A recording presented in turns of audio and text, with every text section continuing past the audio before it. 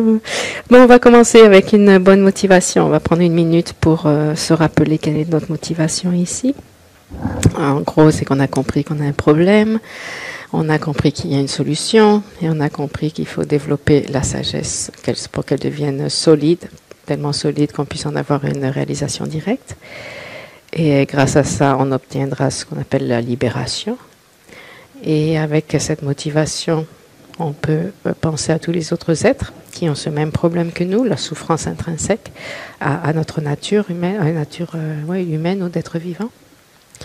Et on désire que même se délibère de la souffrance et on se propose de faire qu'il en soit ainsi, de devenir des bodhisattvas pour pouvoir réellement aider tous les êtres à se libérer également de la souffrance telle qu'on le veut pour nous.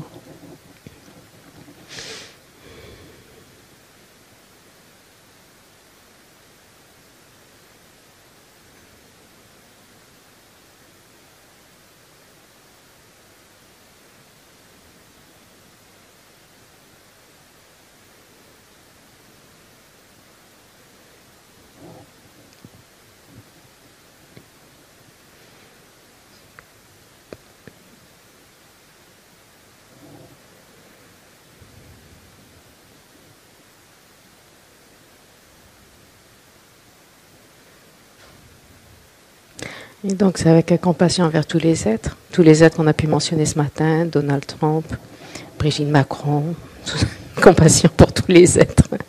Et avec ça à l'esprit, avec cette compassion à l'esprit, le désir de bénéficier à tous les êtres. Avec ceci à l'esprit, il peut reconnaître le besoin de développer la sagesse. Donc sagesse et compassion, c'est le combo parfait. Donc avec ça, on va prendre refuge. Refuge. Page 98. Une fois en tibétain, deux fois en français. Sangye che tanso ki che namla janchu badu dani kyapsuchi dagi jinsogi pe sonam ki dola penche sangye rupa sho. En le Bouddha, le Dharma et le Sangha, jusqu'à l'éveil, je prends refuge. Grâce au mérite réuni par ma pratique de la générosité et des autres vertus, puissais-je devenir un Bouddha afin d'être bénéfique à tous les êtres. En le Bouddha, le Dharma et le Sangha, jusqu'à l'éveil, je prends refuge. Grâce au mérite réuni par ma pratique de la générosité et des autres vertus, puissais-je devenir un Bouddha afin d'être bénéfique à tous les êtres. Est-ce que vous êtes habitué, quand vous prenez refuge dans le cadre des enseignements, de changer la pratique de la générosité pour la pratique de l'écoute? Oui, d'accord. Donc vous avez juste à y penser. Bon, ben on va se remettre en petit groupe. Je vous explique d'abord le petit détail en plus qu'on va ajouter pour mettre un petit peu, un peu plus de challenge. Ça sera, oui, je veux bien, oui. Elle est venue, Xanka le mettre, mais je ne sais jamais. Donc, on va continuer les débats. Maintenant, l'idéal, sauf s'il y en a qui se sentent vraiment perdus, qui préfèrent être à 3, sinon, l'idéal, ça serait de mettre à 2. Un va jouer le challenger et l'autre va faire le défendeur. Avec le premier exemple. Avec deuxième exemple, vous changez de rôle. Un fait le challenger et l'autre fait le défendeur. Comme ça. D'accord ? Donc, pour se rappeler les rôles, par exemple, dans le débat, qu'est-ce que c'était la baleine et le poisson. C'est trop cool ce débat, la baleine et le poisson. Non, la personne blonde et la femme. Allez. Donc, dans ce débat, si je suis le challenger, c'est moi qui lance. Oui, je vais dire quelle est... Là, je donne les versions courtes. Dans les débats formels, il y a plus de mots, mais là, on va à l'essentiel. Donc, en tant que challenger, je vais vous demander quelle est la relation entre une personne blonde et une femme. Et le défendeur va me répondre. Ou 3 possibilités. Ou, on a le droit de se tromper, ou équivalent ou contradictoire, ou 3, d'accord? Donc le défendeur, il répond juste ça. C'est des mots très simples, on se perd pas dans le débat, c'est très technique. Donc vous m'avez répondu par exemple 4 possibilités. Et là, je vais vous dire, on va commencer par la première des 4 questions, donc c'est moi qui la demande. Existe-t-il quelque chose qui soit les deux, entre autres personnes blondes et femmes? Vous me répondez? Hein? Oui. Allez, on va dire oui. D'habitude, c'est j'accepte. Mais là, pour l'instant, on fait oui, basique. Donc, je vais vous demander, donnez-moi cet exemple d'une personne blonde et d'une femme. Et vous me donnez l'exemple de Odile. D'accord. Voilà. On va s'arrêter là pour... On ne sait pas qui est Odile, mais on assume qu'elle est blonde. Ah, d'accord. D'accord, Odile est blonde. Ça tombe bien. Donc, pour l'instant, on va rester là. À l'étape suivante, on va vérifier l'exemple d'Odile. Si Odile est bien une personne blonde, si Odile est bien une femme, ça sera dans l'étape suivante. Non? Pour l'instant, on en reste là. Donc, moi, vous m'avez dit Odile. J'ai dit, donc, Odile est une personne blonde? Oui. Donc, Odile est une femme? Oui, ou j'accepte. D'accord. Donc, vous voyez comment le dialogue est très basique. Après, comme challenger, je reviens à la deuxième question. On a vu la première. Deuxième question. Existe-t-il quelque chose qui soit A, mais pas B? Donc, qu'il soit une personne blonde, mais pas une femme? Vous me répondez? Oh, j'accepte, oui. Et donc, je vous dis, quel exemple? Vous me donnez l'exemple. Trompe. Un homme blond, d'accord. Donc, est un homme. Donc, moi, j'ai demandé, je pourrais vérifier. On ne va pas vérifier pour l'instant, on saute. Donc, Trump, on est d'accord. Trump, c'est une personne blonde, on est d'accord? Oui. Un Trump, c'est pas une femme, on est d'accord? D'accord. Maintenant, je vais vous demander, troisième question.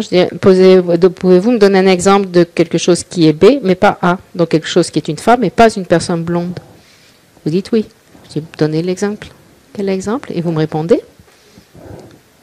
Hein? Julia. C'est Julia. C'est Julia. Celle-là. Celle-là, elle est blanche. Oui, celle-là, et c'est Odile, c'est même pas Julia de toute façon, donc on a tout faux. D'accord, donc Julia. Donc on va assumer que c'est correct. Julia est... Qu'est-ce qu'elle est, Julia? C'est une femme? Vous êtes sûr? D'accord. C'est pas une personne blonde? Vous êtes sûr? D'accord. C'est ça. Après on ne sait jamais, hein. En apparence, en tout cas. Donc voilà. Et après, je pose la quatrième question. Pouvez-vous me donner un exemple de quelque chose qui est ni A ni B, ni une personne blonde, ni une femme? Vous me dites oui. Je vais donner l'exemple. Barack Obama. Allez, on change. Très bien. Ce n'est pas une personne blonde et ce n'est pas une femme. D'accord. Donc c'est comme ça. C'est juste le dialogue va être vraiment limité. Oui, non, poum, poum, systématique. Non? Donc on se met à 3. Les deux, quelque chose qui soit les deux. D'abord, quelle est la relation ou quelles sont les possibilités? Quelle est la relation logique ou quelles sont les possibilités entre A et B? Oui, on va les avoir après. Bon, mais là, d'abord, on comprend la dynamique et après, on va rentrer dans on l'a dans la page numéro 3, je pense. Page numéro 3, on commence.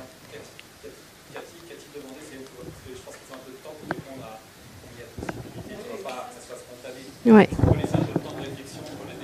Ou vous commencez par les 4 questions pour l'instant, et après vous avez la réponse qui vient de là. Ouais. Ben, si c'est trop compliqué pour commencer, en débat formel, on demande d'abord quelles sont les possibilités, et après on va se rendre compte qu'on se trompe en se donnant des exemples.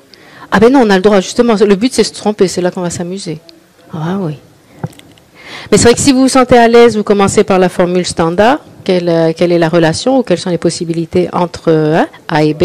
Si vous ne vous sentez pas confortable avec ça, vous commencez par poser 4 questions. D'accord?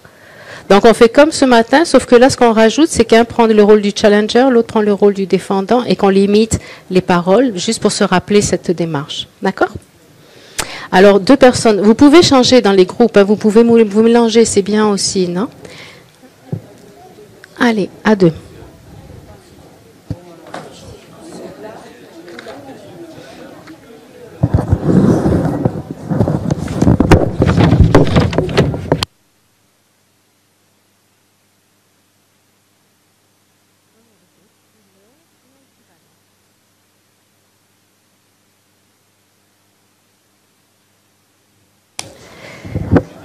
On se retrouve? Il va continuer à jouer, ce Jack. Il ne veut plus lâcher. Attends, on va regarder la télé quand même après.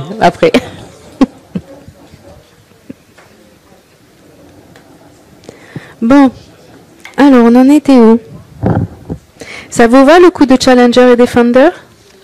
Vous avez un petit peu compris quel est le rôle de chacun? On ne parle pas tous en même temps? Mais oui, c'est en le faisant, en pratiquant que ça va rentrer. Il y a la théorie, il y a la pratique. Donc, on est en pleine pratique. Donc, on va avancer un petit peu, à chaque fois un petit peu plus. On va d'abord chercher des réponses éventuellement à nos différents sujets.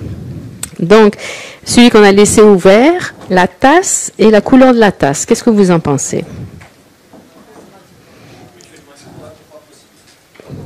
Good, j'aime ça quand il y a différentes options, c'est bien. Donc, on est entre 3 possibilités et contradictoires. Oui, il n'y a pas d'autres options? 4, allez, on pourrait faire celle-là. Parce que équivalent, on est d'accord, c'est pas équivalent? Non, d'accord. Donc, on va voir. D'abord, si on posait la première question, existe-t-il quelque chose qui soit les deux? La tasse et la couleur de la tasse.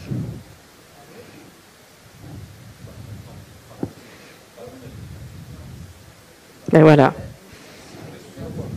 Ben voilà.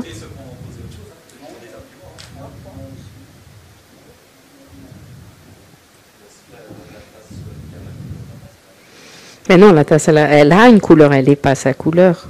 Non, c'est un des trucs, en général, il parle du cheval blanc et de la couleur du cheval blanc.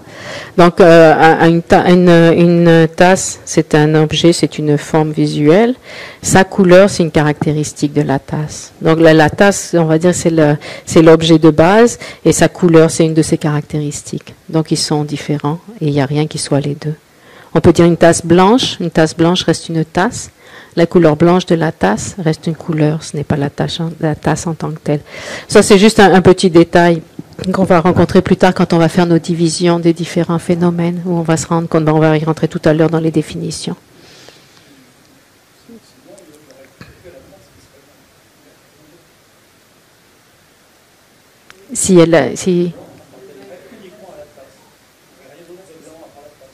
Oui, je ne sais pas si on peut, en tant qu'implication, une implication. Mais c'est un lingot. La tasse est la couleur blanche de la tasse. Quelle est la définition de la tasse? Inventée.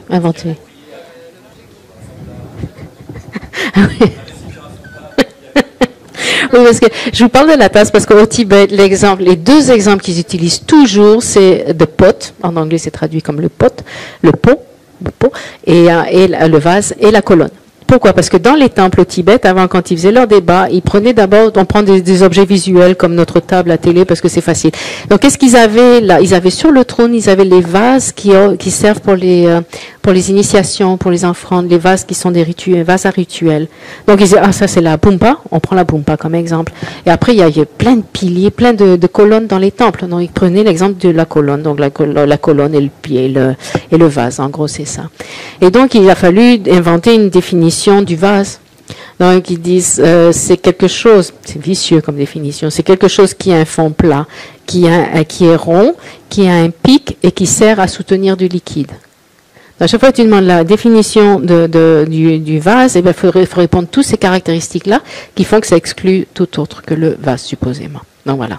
Donc la tasse, on va dire, c'est fond plat et ça a la capacité de tenir du liquide, contenir du liquide. Donc ça, c'est la tasse, d'accord? Quelle est la définition de la couleur de la tasse?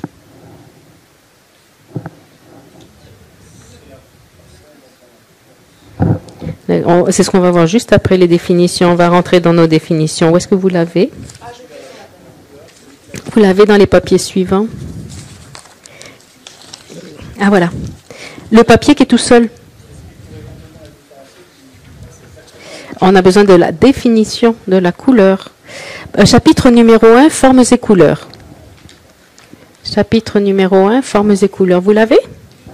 On va en bas, là, on a en lettres grasses, on a la forme externe, source de la forme et couleur. Définition de la couleur, ce qui est approprié pour être indiqué comme une teinte. La tasse n'est pas appropriée pour être indiquée comme une teinte, donc la tasse n'est pas une couleur. Ouais. La couleur n'est pas ce qui est à fond plat et capable de contenir du liquide. Donc c'est deux choses différentes. D'accord? Mais ça, vous ne pouviez pas l'inventer. C'est juste, et on va avoir pas mal d'exemples comme ça qui sont qui sont comme des pièges. Ouais. Ah oui, parce qu'en plus que je vous ai pas, non, je vous le dis pas encore, ça va vous traumatiser, vous n'allez pas revenir demain matin. Quand on fait le débat, il n'y a pas de papier, il n'y a pas de livre, il n'y a rien. C'est tout de mémoire. Donc, il faut apprendre toutes les définitions, toutes les divisions, etc. Oui. Et c'est des enfants de 8-10 ans qui commençaient hein, avec ces études-là. Hein. Oui, et ils s'entraînent. Donc, voilà. Donc, on a notre réponse pour la tasse et la couleur de la tasse. Après, on revient. On en était où? Le collier, on l'avait fait. Bouddha Bodhisattva. Qu'est-ce que vous en pensez? Allez, donnez-moi des réponses. La tasse et la couleur de la tasse. On n'a rempli que la première question. Exactement, il n'y a pas de base commune. Il n'y a rien qui soit les deux, tasse et couleur. Donc, ils sont contradictoires. Donc, on n'a pas besoin de demander les autres questions. Ouais, contradictoire, c'est ennuyeux parce qu'on n'a même pas le temps de rentrer dans le débat que c'est fini. Oui, on va en trouver d'autres.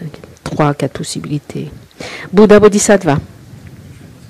Exclusif, contradictoire. D'autres opinions?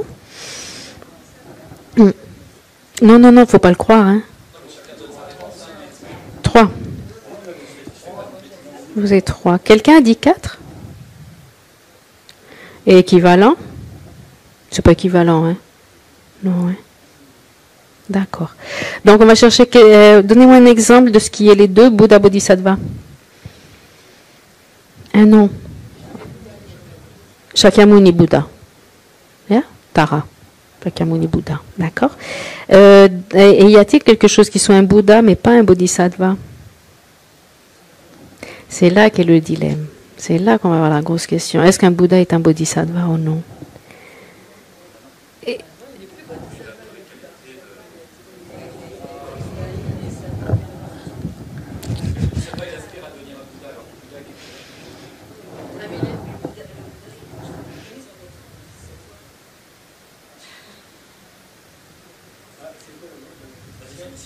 Exactement, on aurait besoin de la définition. Et vous savez que ça c'est un gros débat dans les endroits de débat au Tibet, dans les monastères, c'est un gros débat. Hein. Il n'y a pas une seule réponse. Hein. Ouais. Parce qu'on dit un bodhisattva, c'est celui qui a la bodhicitta. Quelle est la bodhicitta? C'est quoi la bodhicitta, la définition de bodhicitta?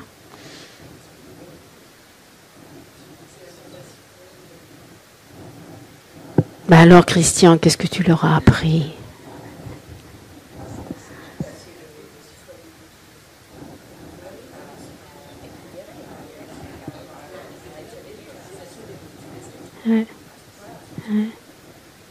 La bodhicitta, c'est défini techniquement parlant, donc c'est une conscience, c'est un aspect mental, c'est une conscience qui a deux aspirations. L'aspiration d'éliminer la souffrance de tous les êtres, donc de bénéficier à tous les êtres, et qui a l'aspiration d'obtenir l'éveil pour cela. Ouais. Parce que la motivation de base, la cause essentielle, c'est le désir de libérer tous les êtres de la souffrance. Et on se rend compte que pour faire cela, seul un Bouddha peut le faire, donc on a besoin d'obtenir la bouddhéité, l'éveil pour faire ça. D'accord? Oui, bien. Ah ben ça me rassure.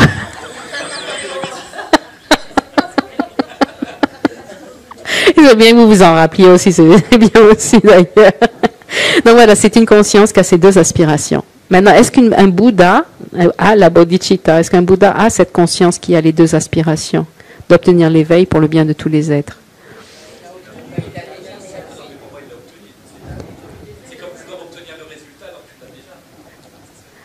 Et il y en a qui disent, ouais, non, il y en a qui disent qu'il a quand même, il a le désir de bénéficier à tous les êtres. Donc cette aspiration, dans un sens général, il y en a qui disent que oui, un Bouddha c'est la bodhicitta, donc c'est un bodhisattva, parce qu'il a toujours cette aspiration d'aider les êtres. Sauf qu'il a déjà obtenu l'éveil, mais il a toujours cette notion de bodhicitta qui est le besoin d'obtenir l'éveil. Donc ça c'est une réponse. Et l'autre réponse c'est celle que vous dites. Comme il a déjà obtenu l'éveil, il n'a plus l'aspiration d'obtenir l'éveil. Donc, il n'a plus la bodhicitta parce que la bodhicitta a ces deux aspirations. Donc, il y a deux possibilités et d'autres arguments qui peuvent être donnés aussi. Eh bien, c'est le problème, c'est qu'il n'y a jamais une seule réponse. C'est cool quand même. Donc, voilà, c'était pour vous donner un exemple des débats qu'il y a chez les Tibétains, entre Bouddha, Bodhisattva par exemple. D'accord? Et ça permet de comprendre un petit peu plus la bodhicitta aussi, tant qu'à faire. Ouais. Bon, on en revient aux tomates. Allez, tomates et fruits. Est-ce qu'il y en a qui en veulent plus, qui plus autre chose? Ou 3 possibilités, on est d'accord? Alors pourquoi? Et donc si c'est une tomate, c'est un fruit, c'était votre conclusion?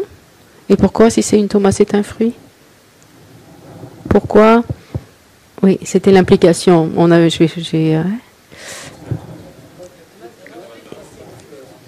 Hein? D'accord. Et quel est le rapport entre une tomate sans fleurs et... Oui, tout à fait. Ouais. Ouais. Ah, il n'y a pas de micro. Donc la tomate est un fruit parce que elle est issue d'une fleur. Et ça, c'est une des caractéristiques du fruit. Non, j'ai été hier sur ChatGPT pour vérifier la définition.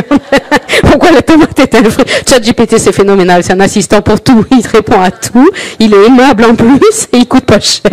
Il est jamais en vacances. Très pratique. Donc oui, c'est ça, tout à fait. C'est une façon de décrire un fruit. C'est quelque chose qui est issu d'une fleur et qui a des graines dedans. Je crois que c'était l'autre caractéristique. Voilà. Donc on est d'accord que la tomate est un fruit. Cheval est à 4 pattes.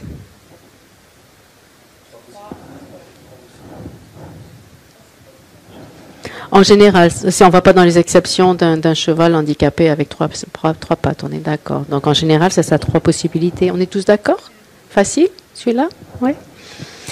Là, le suivant, là, on est parti pour un cours de 2 heures. Non, en fait, je suis en train de faire la publicité pour l'année prochaine. Conscience et émotion afflictive. Ça, c'est un gros sujet. C'est le sujet du bouddhisme. Vous dites exclusif, contradictoire. Qui dit autre chose? Sécher, c'est pas une réponse. On n'a pas celle-là. 3 possibilités ou contradictoires. Le monde du mental, c'est le monde bouddhiste. Oui, le bouddhisme, c'est Nangpa en tibétain. Donc Nangpa, c'est le monde interne, c'est le monde de l'intérieur, c'est la recherche intérieure. Donc même à chaque fois qu'on prend des exemples extérieurs, c'est pour comprendre la dynamique, mais tout revient à l'intérieur. La recherche, c'est le jeu, etc. à l'intérieur. Donc le monde mental, c'est ce qui est le plus important. C'est une recherche épatante dans le bouddhisme qu'on ne trouve pas forcément ailleurs à ce niveau-là, non? Au niveau de l'impact, tout ça.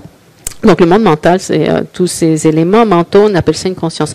Eux, ils sont morts de rire parce qu'ils sont ils ont étudié déjà l'auric 3 semaines, le mois dernier. Donc ils ont tout compris déjà. Mort de doute. Donc une conscience inclut tous les événements mentaux qu'on peut avoir. Donc une émotion est un événement mental. Donc c'est une conscience, ça fait partie de la conscience. Maintenant on peut raffiner, on a la conscience principale et les facteurs mentaux qui tournent autour, et tout ça ce sont des consciences, d'accord? Donc la conscience que je vous expliquais, la conscience principale c'est comme la palme de la main, c'est la conscience qui est en contact avec l'objet, il y a un objet, l'objet de la conscience, une conscience a toujours un objet. Une conscience est définie comme étant, vous vous rappelez la définition? Claire et connaissante. Ouais. Donc c'est quelque chose qui reflète l'objet et qui connaît l'objet. Donc s'il n'y a pas d'objet, il n'y a pas de conscience à la base. On parle du monde bouddhiste, on sort de la psychologie et de la présentation occidentale, c'est d'un autre cadre. Donc voilà, la conscience c'est l'opération de base, la palme de la main. Et les facteurs mentaux sont tous les éléments qu'il y a autour, qui ont des fonctions différentes. Donc il y aura des afflictions, des émotions perturbatrices, de la colère, de l'attachement, tout ce qu'on veut, l'ignorance toujours, etc. Après il y aura des facteurs vertueux éventuellement, de la compassion, de l'attention, etc. La non-violence et tout ça. Après on a des facteurs qui sont dits omniprésents, qui sont toujours là. Le contact avec l'objet, l'attention qui se dirige vers l'objet, etc. Après, on a, qu'est-ce qui nous manque? Dans les afflictions, on en a 6 qui sont de base, les racines, et 20 qui sont secondaires. Et après, on a une autre catégorie qui sont les variants, les facteurs mentaux variants. Ce qui fait que notre conscience va percevoir un objet d'une certaine façon par rapport à tous ces facteurs-là. Donc, les émotions sont facteurs d'une conscience. D'accord? Donc là, on a tout dit déjà. Si les émotions sont un facteur d'une conscience, donc ça sera 3 possibilités. D'accord? Les émotions sont considérées, sont un événement mental, un processus mental, donc ce sont des consciences. Quand on utilise conscience au sens large. D'accord? Mais ça, on l'étudiera éventuellement plus tard, l'année prochaine, peut-être. Allez, le poisson. Vie dans l'eau et poisson. D'accord. On est tous d'accord? Il n'y a pas de poissons qui vivent en dehors de l'eau? Pas trouvé. Ou la baleine quand elle est hors de l'eau, quand elle saute hors de l'eau. Hein? Ah, sud, c'est vrai.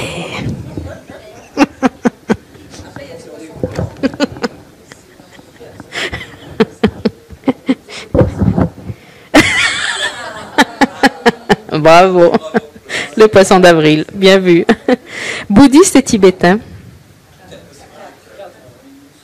Vous êtes tous d'accord? Il y a des Tibétains qui ne sont pas bouddhistes?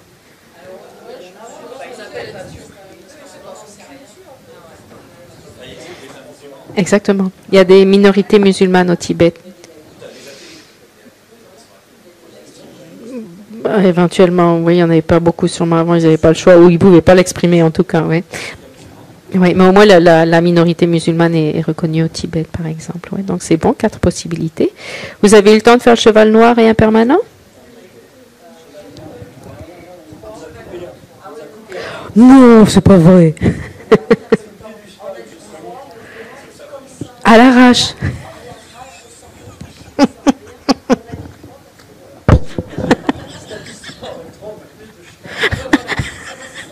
Alors, il faut commencer à raffiner la technique du débat. Donc voilà, 3 possibilités, on est d'accord. Donc tout va bien. Tout va bien, non?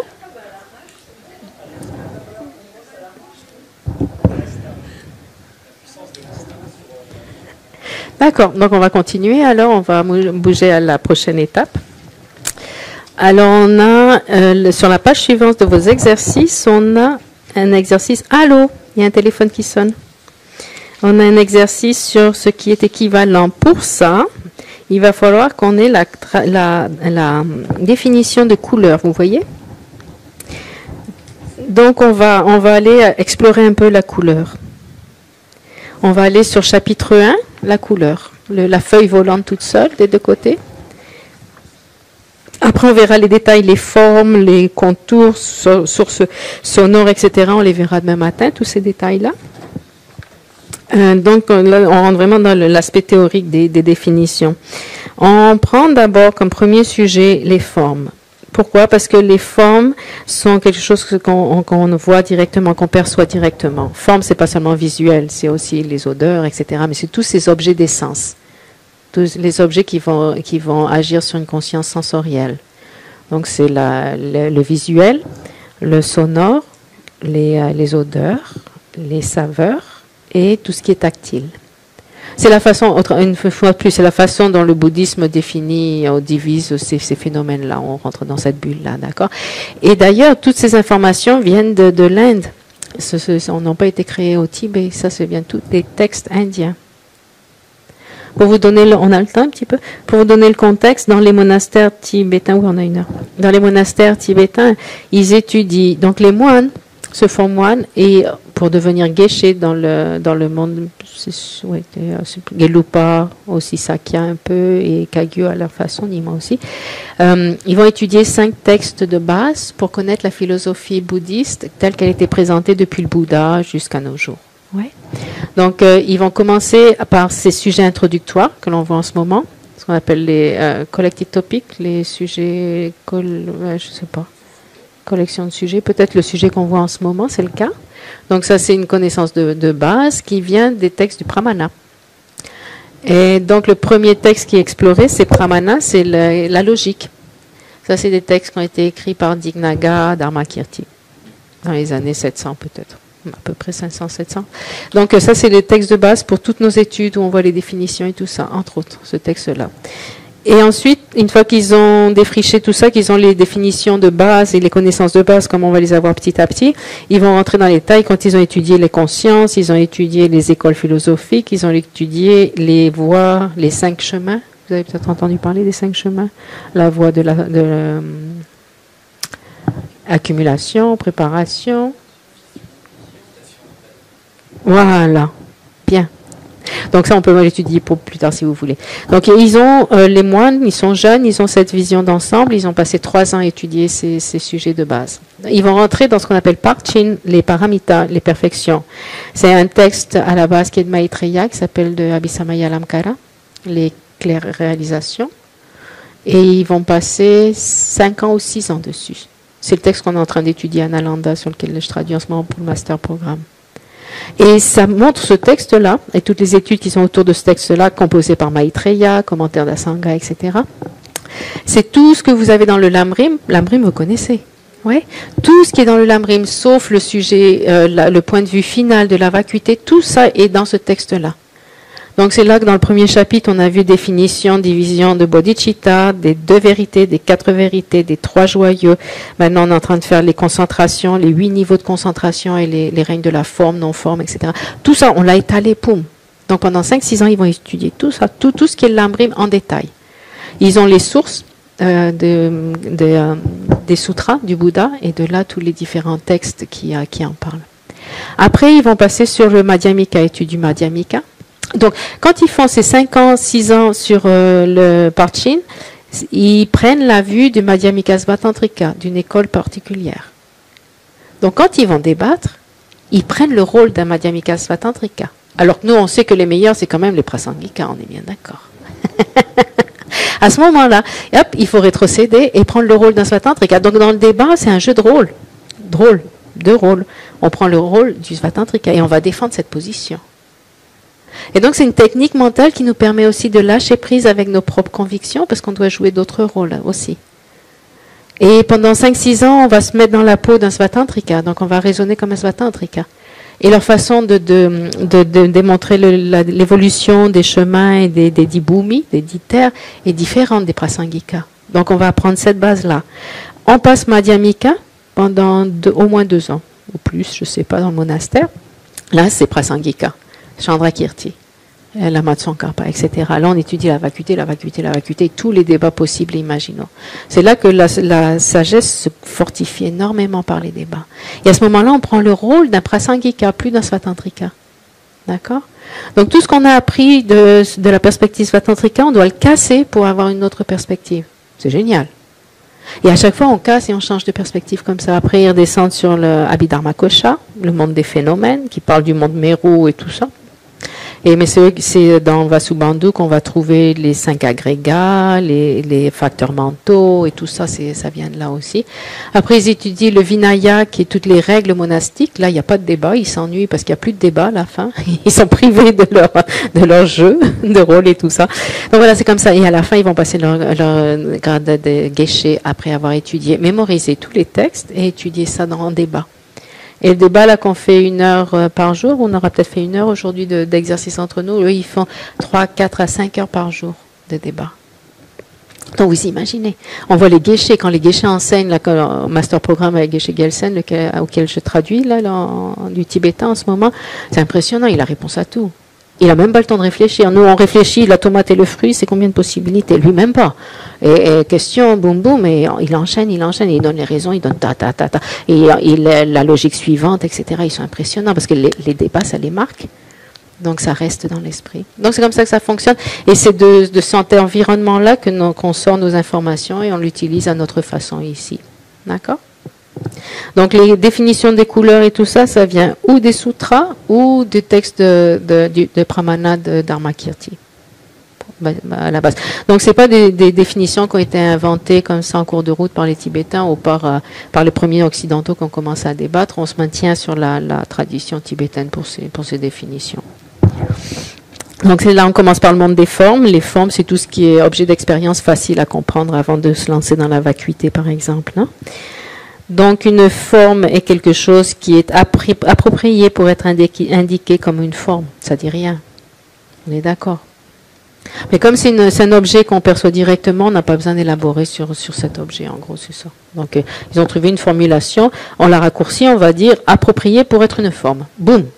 Comme ça, on défile dans notre débat, on ne s'entraîne pas sur la forme, on sait que c'est approprié pour être une forme, et voilà, vite fait. Donc, il y a 2 sortes de formes. Forme et matière sont équivalentes. C'est 2 noms qui ont le même, qui se réfèrent à la même chose en tibétain. Chacun sa définition, mais ils se réfèrent tous les deux à la même chose. Bien. Par exemple, la table, c'est une forme. La table, c'est matière. D'accord? Synonyme dans ce sens-là. Équivalent, synonyme. Donc, équivalent, c'est ça. Est-ce que vous pouvez faire le débat? Quelle est la relation entre la forme et la matière? Est-ce qu'il y a quelque chose qui est les deux? Oui, la table. etc. Donc là, vous allez voir qu'ils sont équivalents. Ensuite, forme, elle peut être externe ou interne. Interne, c'est tout ce qui est en rapport avec la personne, tout ce qui est littéralement dans le continuum de la personne. Et externe, c'est ce qui n'est pas présent ou qui n'existe pas dans le continuum de la personne. Donc là, par exemple, les formes externes. Et en général, ce qu'on mentionne comme forme externe, ce sont les objets des consciences sensorielles. Tout ce qui est objet d'une conscience sensorielle, qui a une relation au physique, à la matière, sera une forme. C'est là qu'on va avoir la source de la forme visuelle, tout ce qui est visuel, hein, la source du son, sonore, du son, des odeurs, des saveurs, des objets tactiles. D'accord ?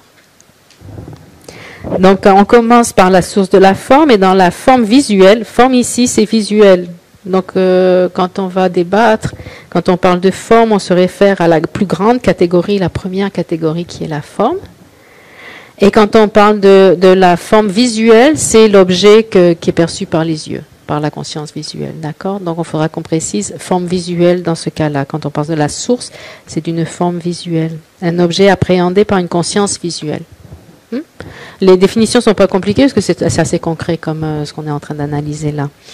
Et donc, une source de la forme visuelle peut être définie en tant que couleur ou en tant que contour. C'est leur façon de diviser un objet visuel. Ou c'est un contour ou c'est une couleur. On va accepter ça. Et on commence par la couleur. Donc, une couleur, c'est approprié comme une teinte. C'est une autre façon de dire couleur simplement, c'est pas compliqué.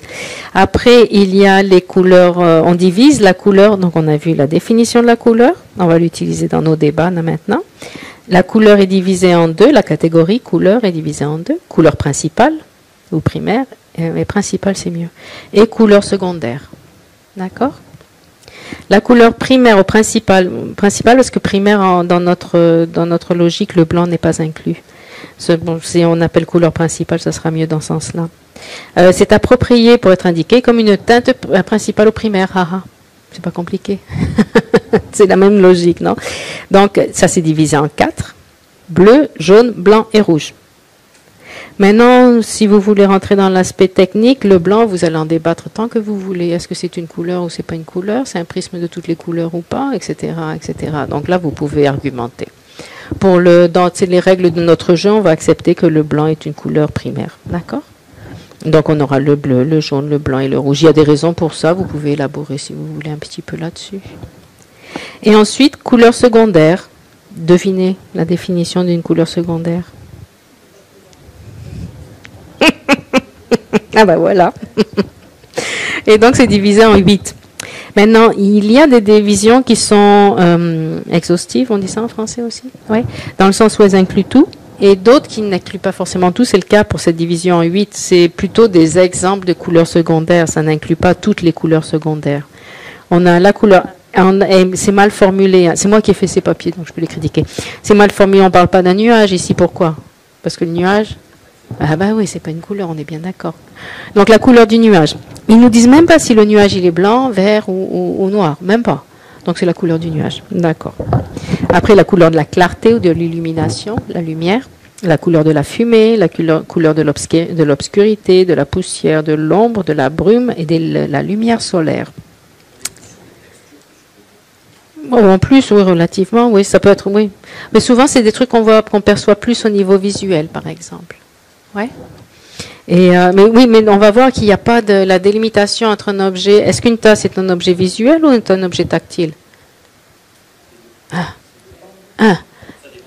Voilà. Donc, on va se poser des règles de base pour pouvoir rester dans nos normes standards pour jouer avec. Hein? C'est tactile, là, c'est tactile. Donc, ça on le verra plus en détail demain peut-être. Mais en gros, pour définir un objet, si dans laquelle de ces 5 sources il rentre, c'est celle qui a une prédominance. Quelle est la conscience principale? Quelle est la conscience qui aura le plus de contact avec? Avec le blanc, c'est évident que c'est le visuel, par exemple. Avec le miel, c'est évident que c'est la saveur, le goût. Bien que le miel soit aussi une forme visuelle, une odeur, etc. Donc on va le définir entre nous comme un accord commun entre nous. C'est suivant quelle est la conscience des 5 consciences sensorielles, quelle est la conscience prédominante, qui est ce qui a une relation avec cet objet. Donc on a juste à se mettre d'accord entre nous là-dessus, parce que sinon il y a plein d'autres débats qui peuvent venir. Mais si vous avez le temps dans les prochaines semaines, vous pouvez débattre là-dessus aussi.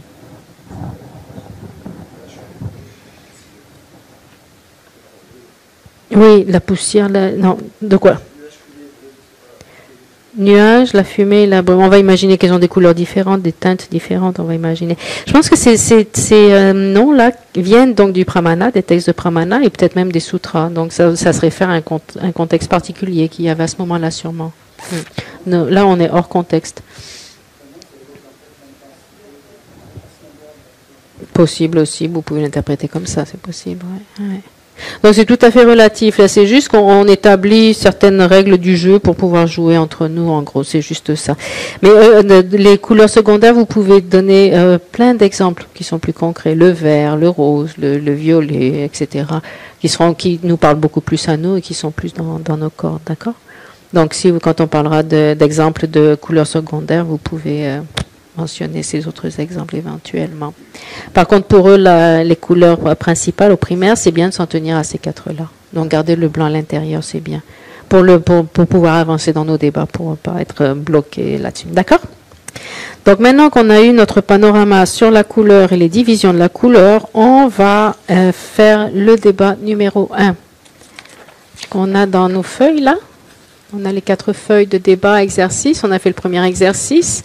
Le deuxième exercice nous attendra après. Ou sinon, vous le faites dans les prochaines semaines si vous voulez. Débat numéro 1. Et avec le débat numéro 1, on va voir quelles sont les formulations, si vous voulez les formulations exactes. Quelles sont les formulations à utiliser dans un exemple où la réponse sera équivalente. Et on y est tous? Oui. Et l'exemple est quelle est la différence entre les deux, ou quelles sont les possibilités, ou quelle est la relation entre les deux. Couleur, ça c'est A, et B, ce qui est approprié pour être indiqué comme une teinte. Et la réponse, eh ben voilà. Donc C c'est challenger, D c'est le défendeur, d'accord? Équivalent. Donc, si on a compris, un définiendum et sa définition sont équivalents. Ouais, parce qu'ils se réfèrent au même objet. Ouais.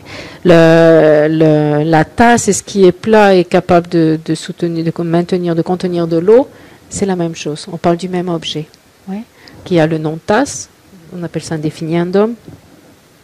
Et qui a cette définition, c'est le même objet dont on parle. Donc, dès que vous aurez un définiendum, soit un nom et sa définition, vous saurez qu'ils sont équivalents, c'est facile. D'accord? Donc là, on va voir quel est le processus du dialogue. Donc moi, je fais le challenger et vous faites le defender. D'accord? Donc je vous demande quelle est la différence ou quelle est la possibilité, quelles sont les possibilités entre les deux, couleur et ce qui est approprié pour être indiqué comme une teinte. Vous répondez? D'accord. Et je dis, il s'ensuit que les sujets... Il s'ensuit que les sujets, les deux, couleur et ce qui est approprié pour être indiqué comme une teinte, sont équivalents. J'accepte. Donc c'est ce qu'on dit en général, au lieu de dire oui, on dit j'accepte. J'accepte ce qui vient d'être dit. D'accord? J'accepte. Ça veut dire oui. Quand on n'est pas d'accord, on demande pourquoi. Donc j'accepte. Maintenant je vous dis donc les sujets, couleurs et c'est ce qui est approprié pour être indiqué comme une teinte sont équivalents. Et là je laisse un suspense. Ça veut dire pourquoi. Ça veut dire que maintenant vous me donniez une raison pourquoi ils sont équivalents. Alors qu'est-ce que vous me répondez?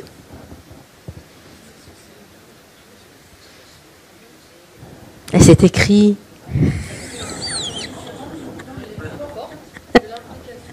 Voilà, on va aller voir juste en dessous justement. D'accord? Donc, couleur et sa définition sont différents. En quoi ils sont différents?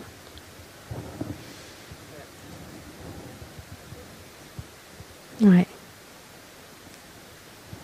Ils sont différents parce qu'un est un définiendum, l'autre est une définition. Définiendum. Parce que quand on dit couleur, couleur, c'est pas juste le nom de la couleur, c'est la couleur elle-même. Donc pour pas dire non, parce que si on dit non et sa définition, ça nous amène à confusion. On va penser qu'on a l'objet, il a un nom, il a une définition. Alors qu'en tibétain, dans la tradition tibétaine, les deux parlent de l'objet lui-même. L'objet est tasse. La tasse n'est pas le nom de l'objet, l'objet est la tasse. Mais l'objet est aussi est blanc. On va dire le blanc est aussi approprié pour être indiqué comme une teinte blanche. D'accord? Cette définition, c'est l'objet même. Le nom, couleur blanc par exemple, ou tasse, c'est le définiendum, c'est l'objet même. C'est pas juste le nom de l'objet. Alors si on dit le nom, ça peut être risqué. On peut penser que c'est le nom d'un objet. Définiendum veut dire que c'est ce qui est défini. Définiendum, c'est ce qui est défini par sa définition. Et c'est l'objet lui-même. On reviendra dans le 3e trimestre, pour ceux qui sont encore là, pour les survivants. On reviendra à la définition de définition et définiendum. Donc, on en était où? Voilà, je vous demandais pourquoi la couleur est appropriée pour être indiquée comme une teinte. Pourquoi ils sont équivalents, ces deux-là? Donc, ils sont différents et ils ont les 8 portes de l'implication que nous allons voir juste en dessous. Donc, ça, c'est la réponse standard quand vous répondez équivalent. Quand le challenger vous demande deux éléments de A et B, comparés de A et B et que vous dites équivalent, s'il vous demande pourquoi, la réponse standard est ils sont différents et ils ont les 8 portes de l'implication. D'accord? Parce qu'il y en a un qui est un nom, un définiendum, couleur c'est un nom, et ce qui est approprié comme une teinte, c'est une définition. Donc ils sont différents, alors qu'ils parlent du même objet, alors qu'ils sont le même objet. C'est ça, le nom de l'objet, c'est aussi l'objet, c'est pour ça que non, c'est pas suffisant. C'est pour ça qu'on dit définiendum. I-U-M à la fin. I-U-M. J'ai regardé, même d'autres traducteurs en français, j'utilise le même aussi. C'est la chose définie, oui. L'objet défini et sa définition. Et la définition est aussi l'objet, c'est pour ça. Dans nos langues, on n'a pas tous les détails. Hein. Les deux sont ça. Blanc, ça c'est blanc, le blanc. Les deux sont blancs et appropriés pour être indiqués comme une teinte blanche. Les deux sont ça, d'accord?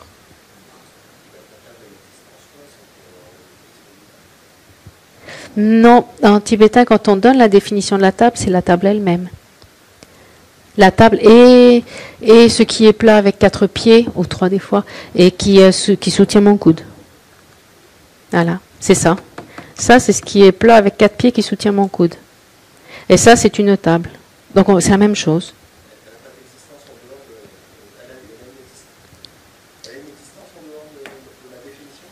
Ah ben non. Ah ben non. Elle a une existence, après on va rentrer dans la philosophie, elle a une existence interdépendante. Elle dépend de causes en conditions, pour exister, elle dépend de différents facteurs, elle n'existe pas par elle-même, mais elle a son mode de fonctionnement. Son fonctionnement, c'est soutenir mon coude. Parce qu'il est encore dessus et je ne suis pas tombée. Donc c'est dans ce sens-là qu'on les définit ici. Cette chose, c'est ce qui est plat avec quatre pattes et qui soutient mes affaires. C'est ça. Et ça, c'est la table. Dans ce sens-là, définiendum et définition touchent le même objet, parlent du même objet. Ouais. Un, c'est la façon de le définir, l'autre, c'est la façon de le nommer. Mais ils parlent tous les deux du même objet. C'est bien de casser nos concepts de temps en temps. Ça fait du mal, hein? Donc, quand on y pense, une fois qu'on y est habitué, ça a une certaine logique aussi. Ok. On y arrive. On en est en même pour l'instant. Pourquoi ils sont équivalents? Parce qu'ils sont différents. Et ils ont les 8 portes qu'on va voir ensuite. D'accord? Il s'ensuit que les sujets, couleurs et ce qui est approprié pour être indiqué comme une teinte sont différents. Ils sont différents. Pourquoi? C'est écrit.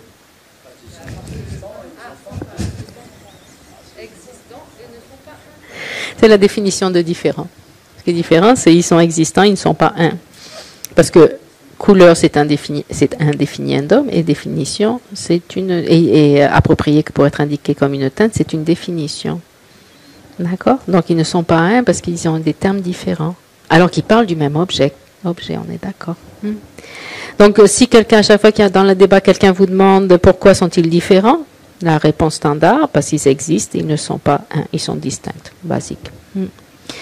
Ok. Et là, je vérifie si c'est correct ce que vous avez dit, parce que si c'est incorrect, c'est là qu'on va rentrer dans le débat, on va questionner ce que vous avez dit, donner des exemples et tout ça. Donc là, on est juste sur un débat où les réponses sont correctes. Donc, je vérifie ce que vous avez dit. Je dis, il s'ensuit que s'ils sont existants, s'ils ne sont pas un, alors ils sont nécessairement différents. J'accepte. On est bien d'accord, on ne va pas se contredire. Ensuite, étape suivante. Il s'ensuit que le sujet couleur et ce qui est approprié pour être indiqué comme une teinte ont les 8 portes de l'implication. Vous n'avez pas le choix, vous acceptez. Hein? Pour l'instant, au moins pour celle-là. Et c'est là qu'on va rentrer dans les 8 portes. Donc, vous acceptez. Et je confirme et je vérifie avec vous. Et je demande pourquoi. Donc, le sujet, la couleur et ce qui est approprié pour être indiqué comme une teinte ont les 8 portes de l'implication. Pourquoi?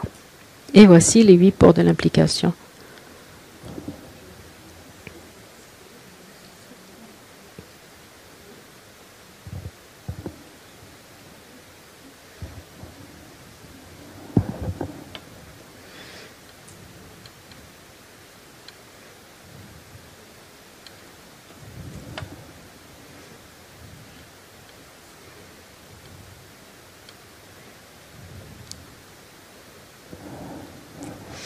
Il y a ici 2 divisions, du premier au numéro 4 et du 5 au numéro 8.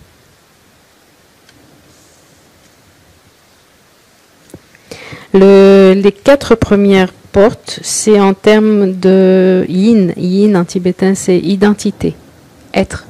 Être dans le sens d'identité.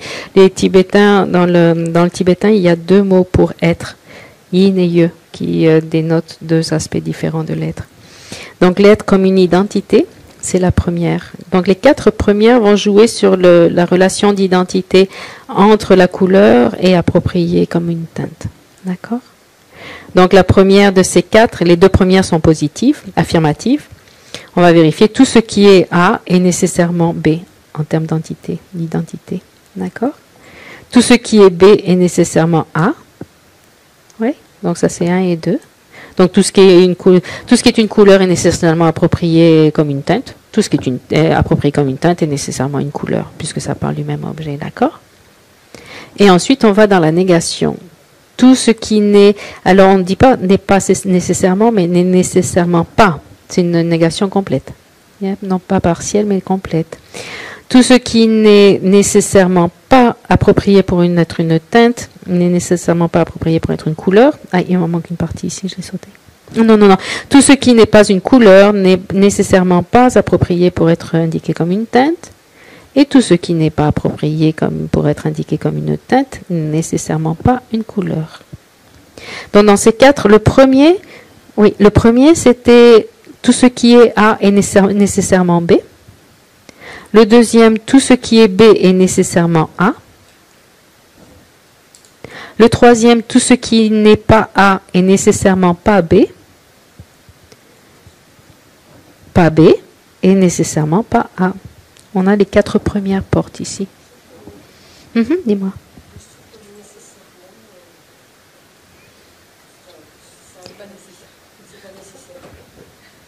Tout ce qui n'est pas une couleur n'est pas approprié. Oui, aussi.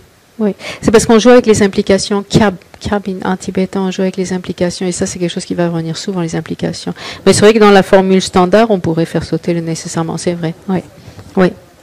Tout ce qui n'est pas une couleur n'est pas approprié pour être indiqué comme une teinte. Si vous voulez, vous pouvez faire sauter nécessairement, oui. En sachant que ça implique, c'est une implication. Si c'est l'un, c'est nécessairement l'autre, dans le sens d'implication. D'accord? Mais pour les formules, si vous préférez le faire sauter, sans problème, oui. Et donc, les 4 autres portes, c'est en termes une existence en termes de, ça peut être la présence, et ça peut être la location ou la possession, le lieu en tibétain. Donc, en général, on va parler d'être en termes de présence, être présent, pas en termes d'identité. Et là, on va voir la différence entre les 4 premiers et les 4 derniers après. Si, ça veut dire que si A est présent, B est nécessairement présent. C'est l'idée qu'on va avoir dans ces 4 prochains. Donc on le lit.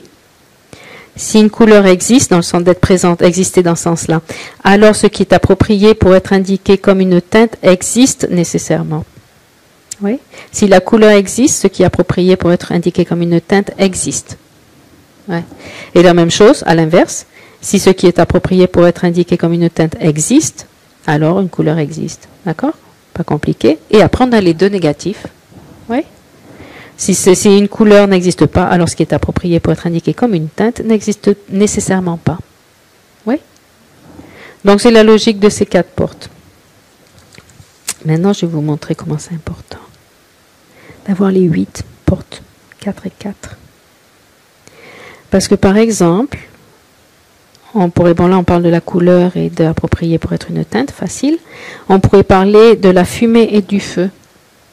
Est-ce qu'ils sont équivalents, la fumée et le feu? Encore, on va parler en termes généraux. Général? Hein? Oui? Ils sont équivalents? D'accord. Ah ben oui ou ben non? Ah ben sans le bain, alors oui ou non?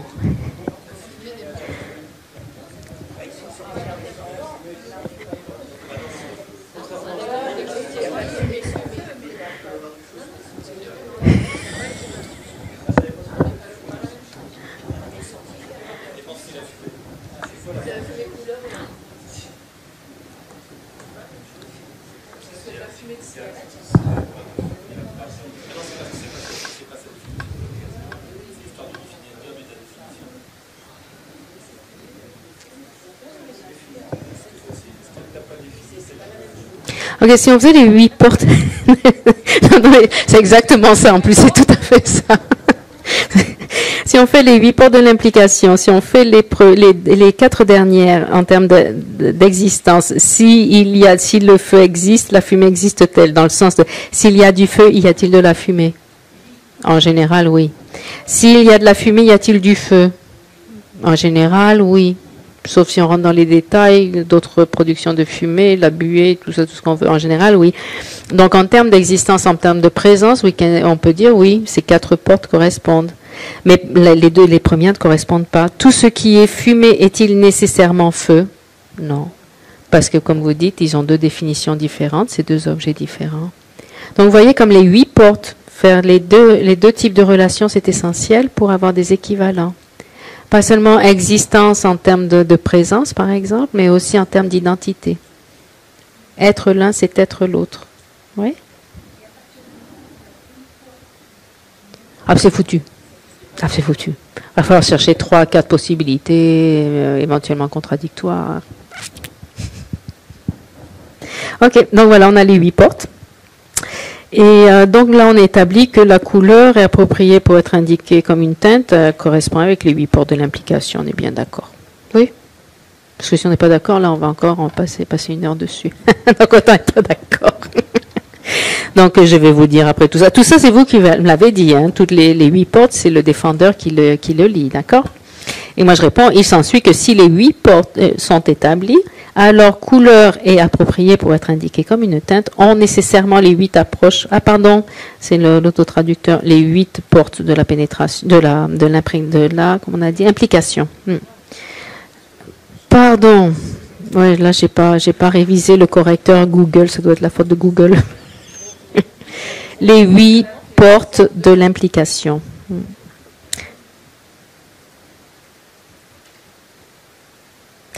Donc j'accepte, et après, et c'est tout. Donc là, on a accepté qu'ils sont équivalents.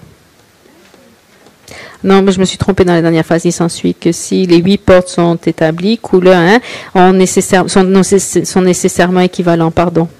La fin est fausse. Jack, c'est tout faux à la fin, j'ai tout faux. Oui. On va recommencer. Il s'ensuit que si les 8 portes de l'implication, si les 8 portes de l'implication sont établies, alors couleur et ce qui est approprié pour être indiqué comme une teinte sont équivalents. Équivalents. Ils sont équivalents pourquoi? Et on revient à la raison qu'on avait au début. Parce qu'ils sont existants, non, parce qu'ils ont les 8 portes de l'implication. Ils sont équivalents. Pourquoi? La raison, c'est parce qu'ils ont les 8 portes de l'implication. D'accord? Et c'est la fin du débat sur équivalent. Ouf. Ah, il nous reste 3-4 possibilités. Hein. On verra ça demain. Maintenant, ce qu'on pourrait faire, c'est vous essayer entre vous avec des exemples d'équivalent.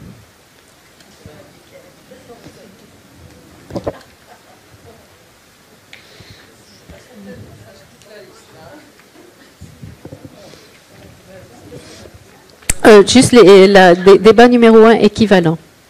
D'accord? Et vous pouvez faire sauter la réponse des 8 portes. Donc, vous prenez 2 portes, la première et la 5e, par exemple. D'accord? Au lieu de lire les 8 portes. Le sujet que je vais vous donner, vous le faites à 2. Quelqu'un fait challenger, l'autre le défenseur. Vous avez juste à lire ce qui est marqué, mais en essayant de comprendre ce qui se passe en même temps. Ouais? D'accord? Donc, on va prendre comme sujet, maintenant que vous connaissez ces définitions, on va prendre comme sujet forme et approprié pour être une forme. Le sujet A et B. Au lieu de la couleur, on va prendre la forme. Oui, il n'est pas marqué nulle part. Vous gardez votre débat 1-1 équivalent. Pardon. Au lieu de la couleur, vous mettez forme. Et au lieu de dire approprié pour être indiqué comme une teinte, approprié pour être indiqué comme une forme. Approprié pour être une forme. D'accord? Quelle est la différence entre les deux? La forme et approprié pour être une forme. En tant que forme, si vous voulez. D'accord? Et vous faites l'exercice entre vous pendant 10 minutes.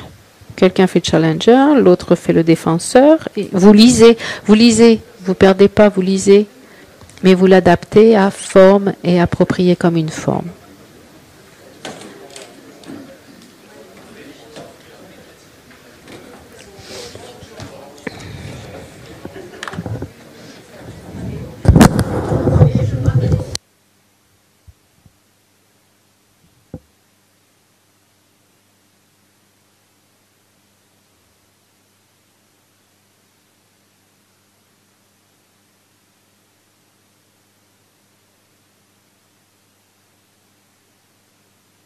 Pour ceux qui n'ont jamais vu de débat, je ne sais plus qui disait, ils n'en avaient jamais vu, c'est ce qui se passe, par exemple, ça c'est pris à Dharamsala, au monastère du Dalai Lama.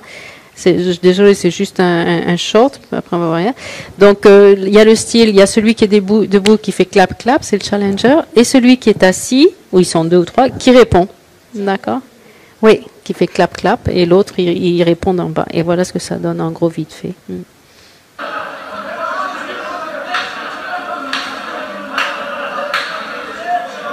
Dès qu'il pose une question, il clappe.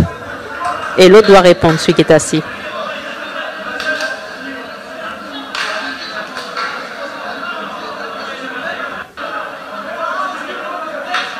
Et clap.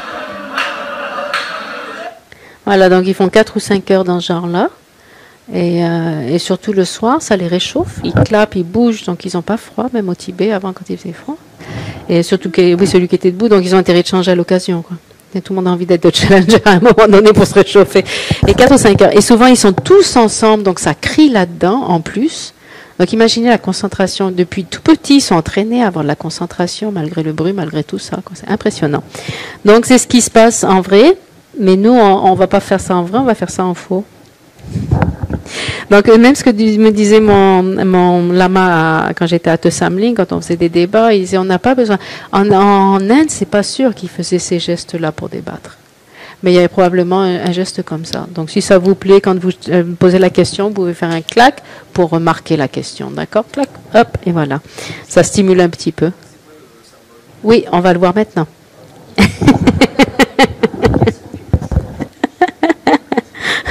Mais c'est bien, ça montre de l'enthousiasme. Ah non, zut, c'est celle-là. Attendez, il faut que je trouve l'autre. Ouais. Ouais. Pic.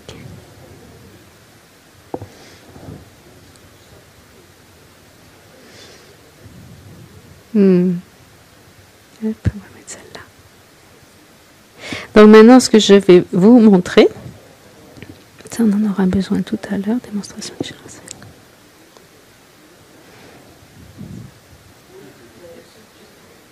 Déjà, les petits bouts, ils commencent par mémoriser, les tout petits. Donc, ils mémorisent à 5 heures du matin. Quand on est allé faire des retraites chez mon lama dans le sud de l'Inde, 5 heures du matin, il y a les petits bouts, 6 ans, 7 ans, qui sont en train de crier à tue-tête. Leur mémorisation. Après, ils ont le petit déjeuner. Après, ils ont une classe. Et ils sont un peu plus hauts, à partir de 8-10 ans. Donc, ils ont une classe théorique. Et après, ils ont le débat. Et après, ils rentrent manger vers 11 heures. Ils font la sieste l'après-midi. Et c'est reparti. Quelques heures de débat. Et les petits encore, ils mémorisent la nuit sous les lumières, les lampes solaires là qu'ils ont pour la nuit. Ils sont tous dehors sous leurs lampes solaires à crier pour se stimuler, non, et le garder en tête. Après, ils vont se coucher. Le lendemain, ils recommencent comme ça, un rythme fou. Ils sont entraînés à dormir quelque chose comme 6 heures par nuit ou même 5 heures éventuellement depuis tout petit. Quand même. Donc après, ils ont appris à pas dormir autant. Et donc le stimulus du mouvement dans le débat, ça permet de pas s'endormir. Donc voilà, c'est l'idée. Donc, il y a ça. Là, je vais vous montrer la démonstration de Geshe-Losel. Je vais vous expliquer le contexte. Le contexte, c'était à Nalanda. C'était quand, ça? Je ne sais plus. Ah ben voilà, c'était le 11/01/2023. C'est cool, c'est cool.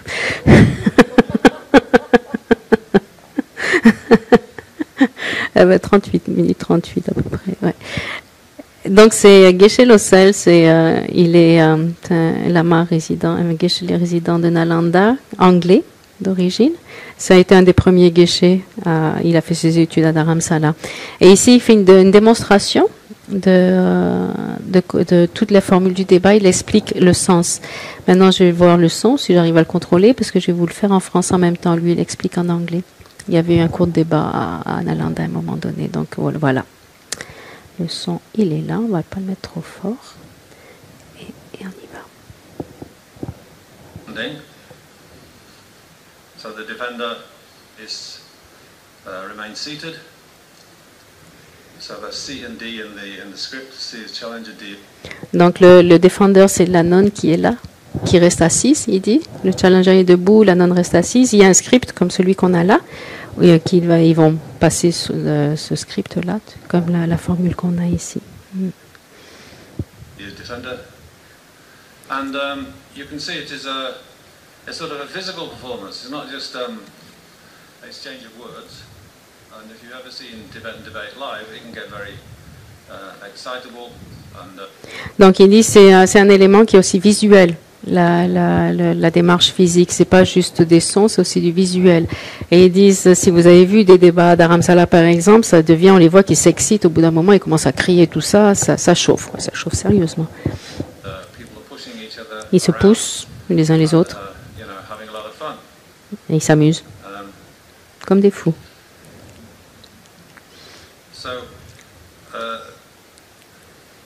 It all starts off very respectfully and it starts off very formally.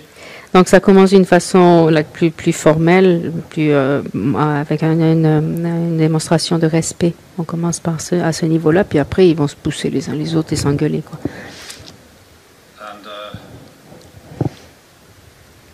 the way to wear your upper robe at the start of the debate is that it should come right down to the wrist. Donc, vous voyez tous les détails, hein, quand même.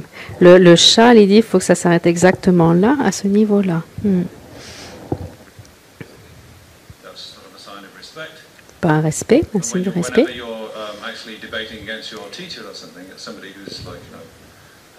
Si vous avez un débat avec quelqu'un qui est plus haut en hiérarchie, donc vous gardez le zen, le châle, jusque-là, en signe de respect. Si vous débattez avec votre maître, lama, etc., pour reconnaître le niveau élevé de ce lama ou de cette personne, donc par respect. Après la mala,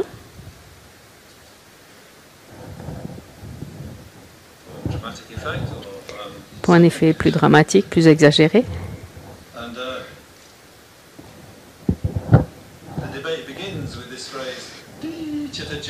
Le débat commence avec cette phrase, Di Chida Chochen en tibétain.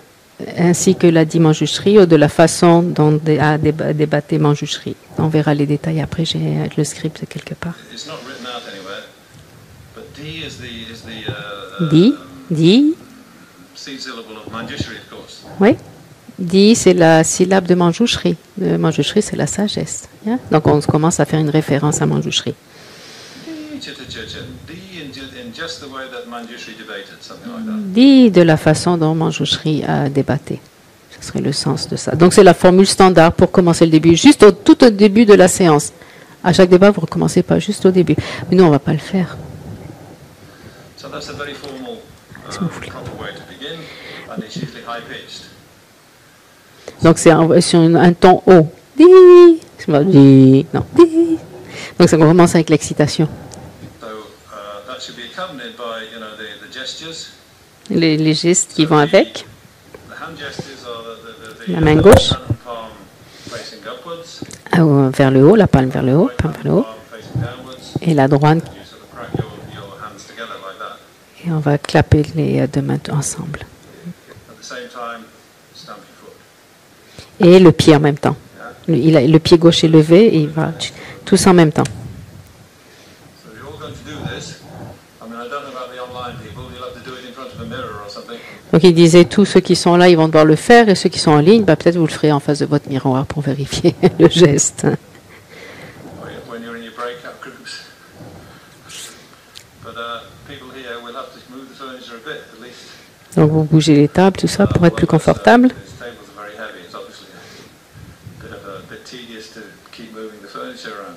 But anyway, we want to do it in sort of a authentic a way as possible. So we do have to try standing up and doing the gestures, even if you are over retiring age like me. Et même pour ceux qui sont pensionnés comme moi, qui sont des retraités comme moi, même malgré l'âge, vous vous levez et vous vous bougez. En gros, c'est ça, il disait. Donc, That was the first part. la première partie, première étape, When your hands are clapped together, quand vous clapez les mains ensemble, ça représente passion nerve, wisdom nerve. Wisdom is the left side, female side, isn't it?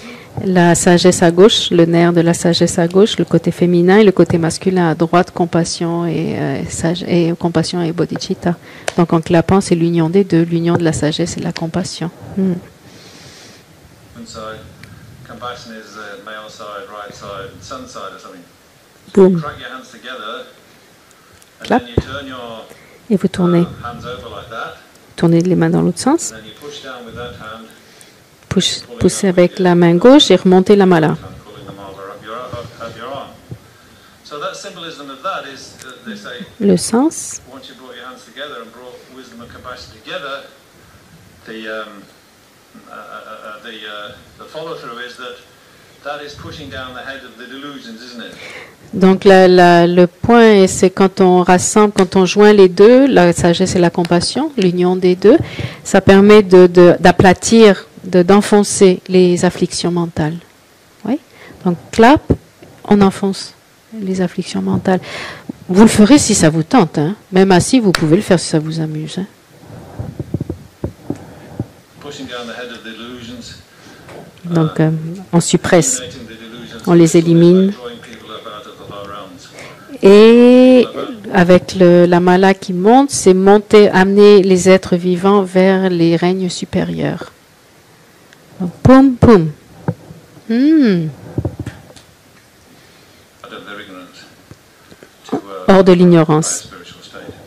vers un état spirituel élevé. The gestures. So every time the challenger makes an assertion or a question or something to Donc à chaque fois que le challenger va poser une question ou donner une affirmation, il va faire ce clap. which the defender has got to respond, Et le défendeur va devoir répondre. that kind of a vigorous gesture to sort of get themselves fired up and also to wake up the defender. Donc c'est une façon pour le challenger d'abord de s'animer, de se trouver, de remonter l'excitation, on va dire. Et c'est aussi pour réveiller le défendeur s'il était en train de s'endormir avec le clap. If they've gone to sleep, S'il est parti dormir, tu le réveilles.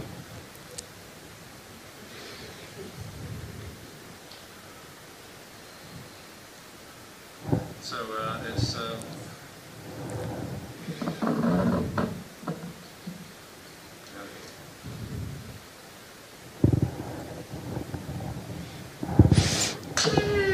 It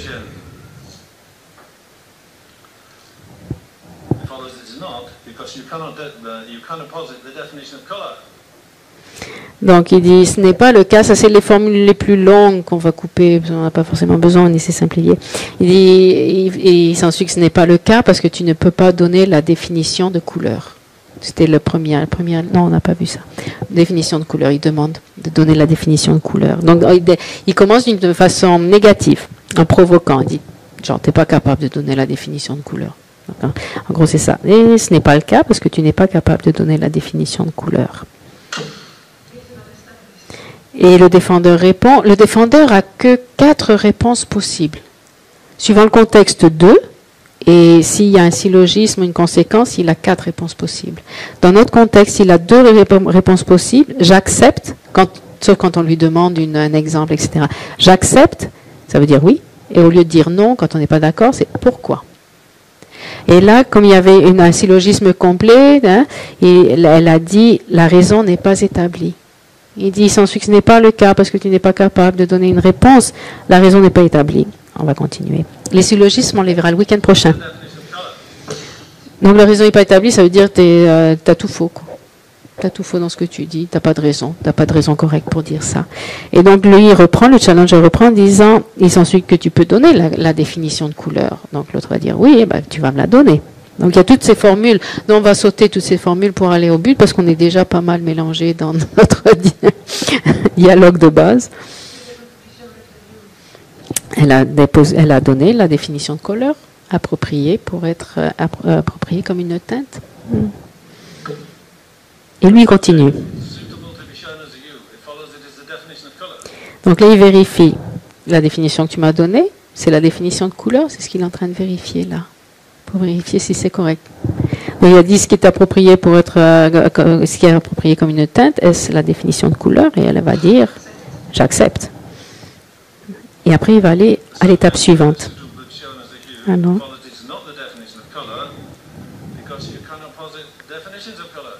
Division. Là, c'est encore une formule qu'on va faire sauter. Il dit donc, il récapitule ce qu'ils ont vu, mais d'une façon négative. Il dit donc, ce n'est pas le cas parce que tu as déposé la définition de couleur. Et il s'ensuit que ce n'est pas le cas parce que tu ne peux pas poser la division de couleur. Donc, une fois qu'elle l'a posé, il vérifie les connaissances. Et le défendeur, il doit donner de mémoire les réponses. Donc, le sujet, c'est la couleur. Il lui a dit, donne-moi la définition de couleur avec toutes ces formules compliquées. Elle a dit, approprié comme une teinte. Il lui dit, bon, on est d'accord là-dessus. Si c'était pas ça, il lui saute dessus et là, tu commences le vrai débat. D'accord? Si elle est correcte, il va continuer en disant, ben maintenant, donne-moi les divisions de couleurs. Et comme ça, l'analyse va partir comme ça, comme on l'a vu. Mais en gros, la gesture, c'est ça. Le challenger, il est debout, il clappe. À chaque fois, il clappe. Donc, assis, si vous voulez, vous clappez, ou vous faites un signe, ou vous faites rien. Comme vous voulez. Quand vous voyez que l'autre s'endort, eh ben, vous faites quelque chose quand même. D'accord? Et là, ça continue comme ça. La raison n'est pas établie. Combien de divisions? Il y a 2 divisions. Il n'y a pas 2 divisions parce que tu ne peux pas poser les 2 divisions de couleur, etc. Donc ça continue. Donc en gros, c'est un petit peu comme ça que ça se passe normalement chez eux. Chez nous, non. Hein? Oui. Ah ouais, les Tibétains sont forts, hein? Et tu te fais massacrer. On te rit dessus, on t'écrase. Et à la fin, ils sont tous copains, ils vont boire le thé ensemble, ils sont morts de rire. Ça montre aussi un exercice sur l'ego, c'est vrai aussi. Il n'y a pas d'ego. Tu te trompes et tu t'es mort de rire, quoi. Il faut oser se tromper, c'est le but du jeu. Le truc, c'est apprendre. Mais l'ego de côté, t'apprends, quoi. Et donc, ils s'insultent, et ils mettent la pression aussi. Nous, on est bien gentils, là. Ils mettent la pression. Quand ils disent, quelle est la relation entre la tomate et le fruit? Si c'est alors les deux, non, j'ai pas le temps, je vais prendre le thé. Et là, il faut répondre aussitôt. Allez, 3 possibilités. Tu n'as même pas le temps de penser, il faut répondre, quoi. Et là, bien sûr, tu te plantes, donc ils vont enchaîner et ils vont t'enfoncer encore plus. C'est le jeu. C'est un jeu. Il faut mettre l'ego de côté, il ne faut pas être timide. Voilà. Et puis, mort de rire, ils ont des réponses, mort de rire. Donc, c'est très actif. D'accord? En gros, c'était ça l'idée. Il est quelle heure? Moins 10. Je pense qu'on a à peu près tout vu. Est-ce que vous avez des questions? Demain, on continue, vous inquiétez pas. Hein. Vous inquiétez pas. On va pas s'arrêter là quand même. Oui, oui, oui, oui. Là, ce qu'on voit, c'est les formules pour répondre quand quelque chose est équivalent. Notre premier exercice de ce matin, c'était voir la relation entre deux facteurs, A et B. Voir si c'était équivalent, contradictoire, 3-4 possibilités. Cet après-midi, on raffine un petit peu en voyant si c'est équivalent, comment on procède dans le débat. Pourquoi c'est équivalent, en gros. Demain, on va voir avec des exemples de 3 possibilités, on va voir pourquoi. Si c'est 3 possibilités, comment prouver que c'est 3 possibilités? Donc, on va prendre l'exemple pour chacune de ces 3 options, les 3 exemples, et on va analyser si chaque exemple... C'est ce qu'on a fait ce matin, mais en rentrant un peu plus dans les détails. Et à chaque fois un peu plus. Là, c'est les formules établies, mais entre vous, vous pourrez le faire d'une façon plus simple, une fois que vous avez compris la démarche. Non? Et la démarche, je l'ai synthétisée à... Je ne sais plus où je l'ai mise.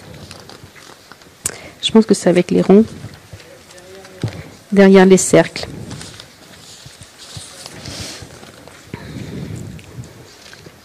Voilà. Le schéma, page 3, après les cercles. Page 3. Il y a le schéma où on arrive à la fin, en conclusion. Donc, on prend le sujet A et B. Et la demande, ça va être combien de possibilités, quelle est la relation entre ces deux. Et à partir de là, poser les questions. Y a-t-il une base commune?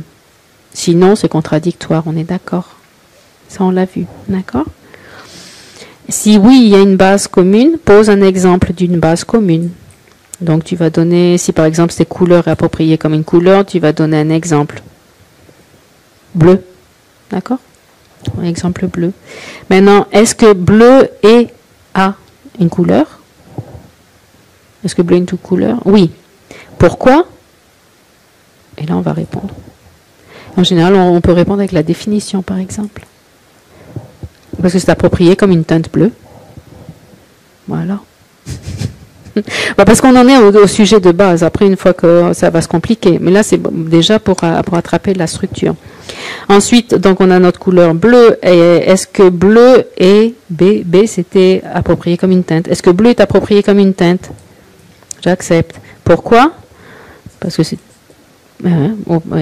bleu, parce que c'est une couleur, etc. Exactement. Et sinon, pourquoi? La même chose. Donc, à chaque fois qu'on va avoir un exemple, la première étape, c'est combien de possibilités. La deuxième étape, on passe la première question, 2. Un exemple des 2. Et s'il y a un exemple, une base commune, on continue. S'il n'y a pas d'exemple, ils sont contradictoires, on a fini notre débat. Non? Et répondez pas contradictoire en pensant que ça va finir le débat. Hein. Ça peut le relancer vivement. Donc voilà, ça c'est la première étape. Deuxième question, est-ce qu'il existe quelque chose qui soit A mais pas B? On a un exemple, on va vérifier que cet exemple est A et qu'il n'est pas B. Donc là, c'est les étapes. Après, on passe à la troisième question, est-ce qu'il y a quelque chose qui est B mais pas A? On prend un exemple. On vérifie, est-ce que cet exemple est B? Et est-ce que cet exemple n'est pas A? Donc, c'est ça, c'est le schéma de base qui a une certaine logique, mais bon, pour l'instant, c'est normal qu'on soit un peu mélangé. Et après, on passe à la quatrième question. Est-ce qu'il y a quelque chose qui n'est aucun des deux? Et là, c'était couleur et quoi couleur et c'était quoi? Une couleur est appropriée comme une teinte. Donc, quelque chose qui est ni couleur ni approprié comme une teinte, par exemple? La pomme, la table, la pauvre table. Allez, on prend la pomme. La pomme. Donc la pomme n'est pas A, n'est pas une couleur. Pourquoi? La pomme n'est pas appropriée comme une teinte. Pourquoi? Donc ça, c'est le schéma qu'on va suivre. D'accord?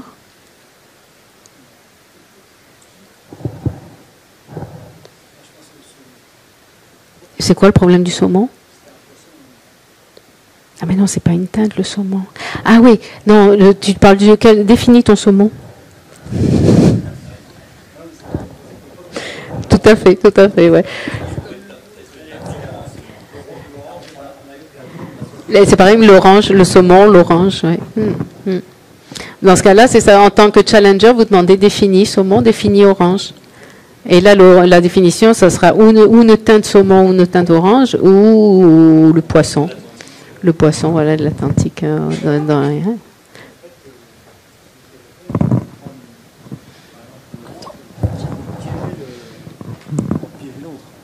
Mais celui qui piège, en général, c'est le challenger. Oui, justement. Et le défendeur, il a pas le choix, il faut qu'il réponde. Donc si le défendeur dit saumon, par exemple, et l'autre, il renchérit. Et, oh là là, attends, ta définition de saumon. Et après, on reprend sur le débat. Pour moi, le plus compliqué quand on est challenger, c'est se rappeler à quelle étape on est. Parce qu'une fois qu'on a l'exemple, on va dire, ouais, saumon, est-ce que c'est une couleur? Saumon, est-ce que c'est une teinte? Et là, oh là là, j'en étais où? Il faut être capable de revenir en arrière, d'aller à la question suivante, etc. Ça, c'est pas évident.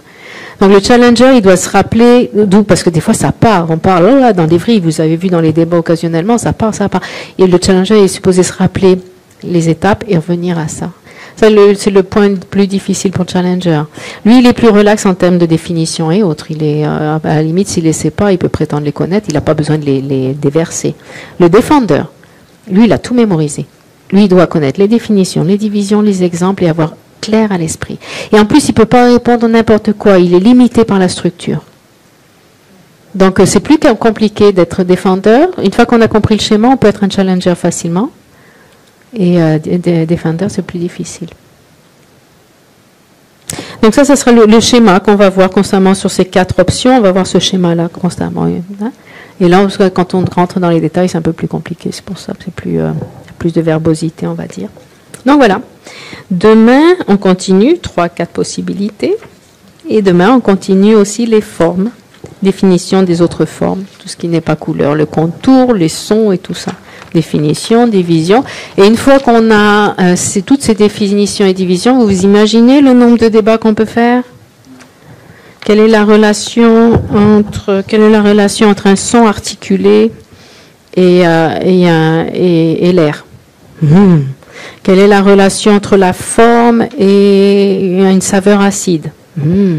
Quelle est la relation entre une forme articulée et un son articulé et un son causé par les éléments non conjoints à la conscience, etc. On peut jouer comme on veut après entre les 3-4 possibilités. Dans cette feuille, il y a énormément de 3-4 possibilités aussi. Hein.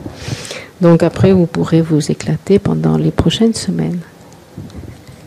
Donc c'est le projet pour demain. On va s'arrêter là pour aujourd'hui.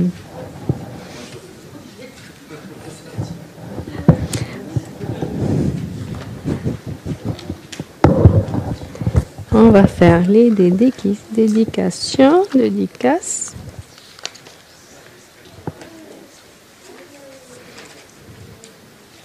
Dédicaces sont page 101. 101.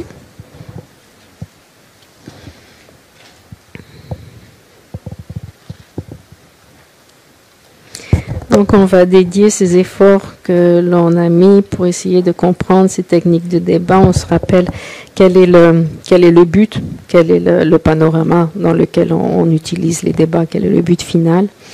Et on se rend compte aussi de notre confusion, et de la confusion on peut en sortir, en apprendre quelque chose. Donc c'est important aussi d'être confus des fois, de se tromper, parce que de là on sort avec plus de sagesse. Et tous ces efforts, on les dédie dans le but ultime, donc qui est d'obtenir l'éveil pour le bien de tous les êtres. Donc on ne fait pas ça juste pour nous et juste pour s'amuser. Chojak.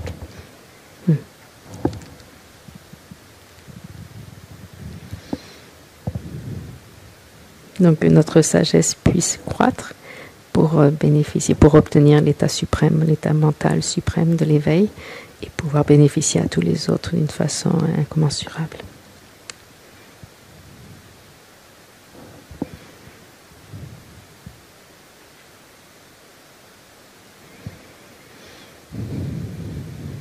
Prière de dédicace. Puisse le joyau suprême de la bodhicitta naître là où il n'est pas né, ne pas dégénérer là où il est déjà né, mais s'accroître de plus en plus de sa sainteté. Joyau qui exauce tous les souhaits, source de tout bienfait et de tout bonheur de ce monde. Tenzin Gyatso, dont la bienveillance est incomparable. Puissent tous vos nobles souhaits s'accomplir spontanément. Sauveur des enseignements du pays des neiges et des êtres transmigrants, qui rend extrêmement claire la voie de l'unification de la vacuité et de la compassion. À celui qui tient le lotus, Seigneur Tenzin Gyatso, je fais cette requête. Puissent tous vos souhaits sacrés s'accomplir spontanément. Puisse la vie du Maître glorieux être longue et stable. Puissent tous les êtres aussi infinis que l'espace avoir le bonheur. Puissions-nous, moi et les autres sans exception, accumuler des mérites et purifier les négativités. Et puissions-nous être bénis afin d'atteindre rapidement la bouddhéité.